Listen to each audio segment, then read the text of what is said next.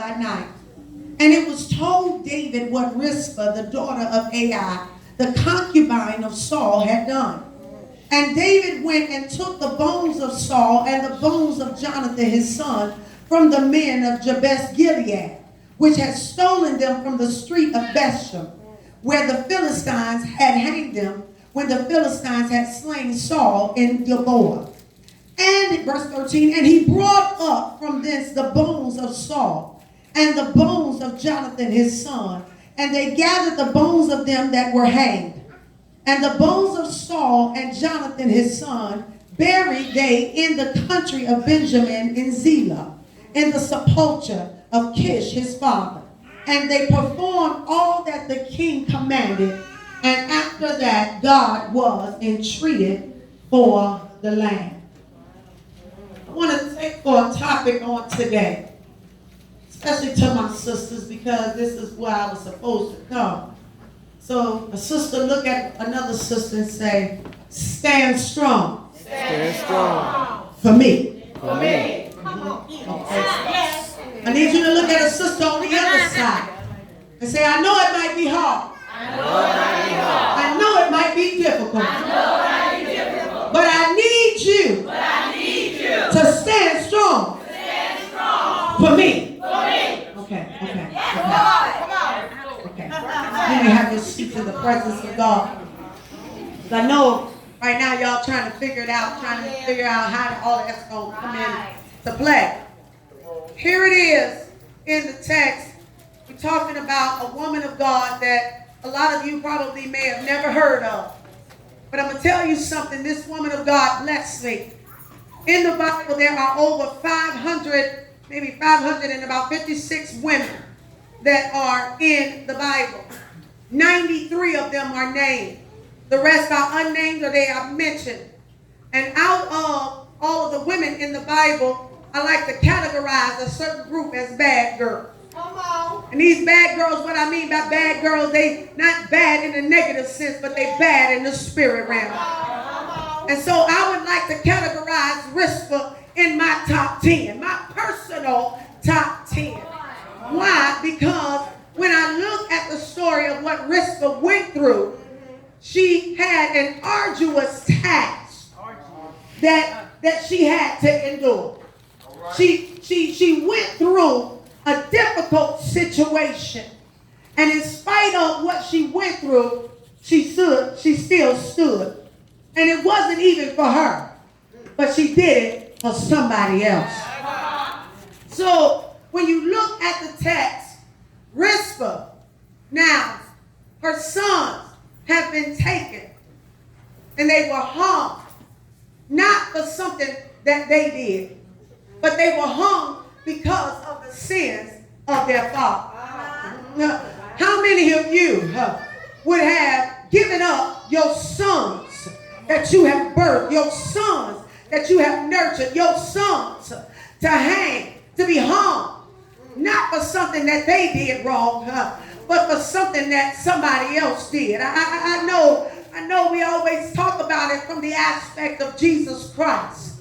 He came and he bled and he died for us. But have you ever thought about if you were put in that situation, what would your response be? Yeah. She didn't have a choice in the matter, because now they were coming after the city. And so what they asked David to do is, now I need you to release 7 of Saul's bloodline. 7 of his children, his grandchildren. I need them to pay homage for what their daddy did.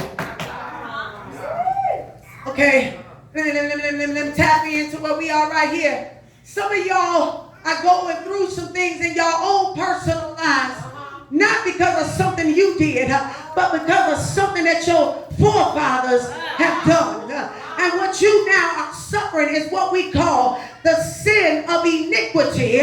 It's flowing through your veins, and you are acting out now, not because of something that you did, but because of the wrong of your forefathers. Okay? Some of you are battling with issues that you didn't even tap into, but because your daddy did it, because your granddaddy. Okay, y'all trying to look funny, y'all trying to act deep up in here. alcoholism, it runs in the bloodline. High blood pressure runs in the bloodline. Now y'all want to holler back at your girl, Yeah. Sugar diabetes runs in the bloodline. And okay, can I help you? It is sin. Sickness is sin. It is a form of sin, and it comes out that way as a form of iniquity.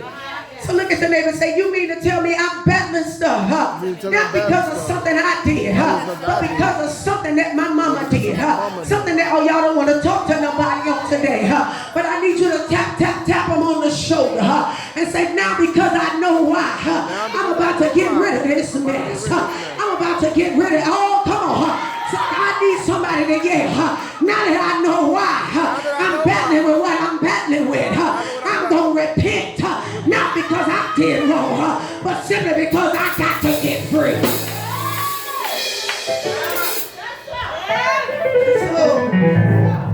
So now, here it is.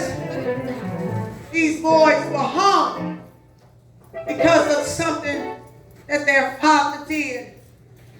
And according to Jewish law, and according to Jewish customs, when they were hung, they were supposed to be buried the same day.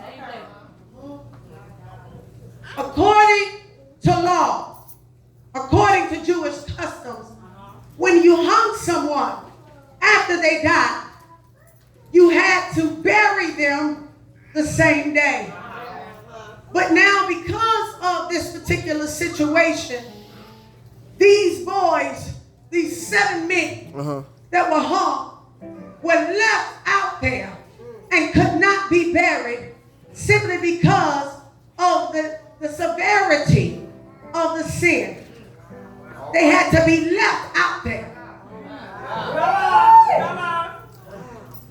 But I need you to understand, I understand law, and I understand, watch this, I understand Jewish customs, and that's what Rispa did. She was like, now wait a minute, I know what they did, but I know the law.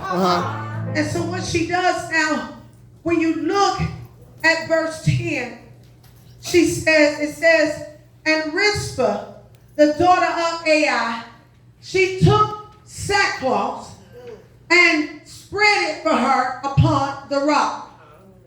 Now, she decided, now, I'm not going to leave until my boys come down from here. I'm not going to leave from my position until a change occurs. I'm not going to come off of my watch until God moves on my behalf. And what she did was, now, you have to understand, the guillotines were out away from the city. They were out in a place, in an open area, where these men were hung, all 7 of them. There was no shade and there was no trees. And so now here this woman of God, she takes sackcloth and she spreads it upon the rock. And she says, now I'm going to take my watch right here. I'm not going to move. I'm not going to leave from here. And she spread it upon the rock. Now, how many of you have said, I'm going to go on a fast. I'm going to turn my plate down because I'm going through something. I'm going to turn my plate down. I'm going to fast and I'm going to consecrate until God answers my cry. Okay, y'all didn't want to holler back at me, but we make the declaration, but what happens after some time has passed and you don't hear nothing? What happens when you've been praying for a while and you done turned your plate down and 2 days go by and 3 days go by and God still ain't said nothing? Matter of fact, he ain't sent no prophet, he ain't sent no evangelist, he ain't sent nobody by to put no Holy Ghost handshake in your hand. Come on, y'all know what I'm talking about. What do you do when time is passing by? And you know the Lord done spoke to you. I need you to look at your neighbor.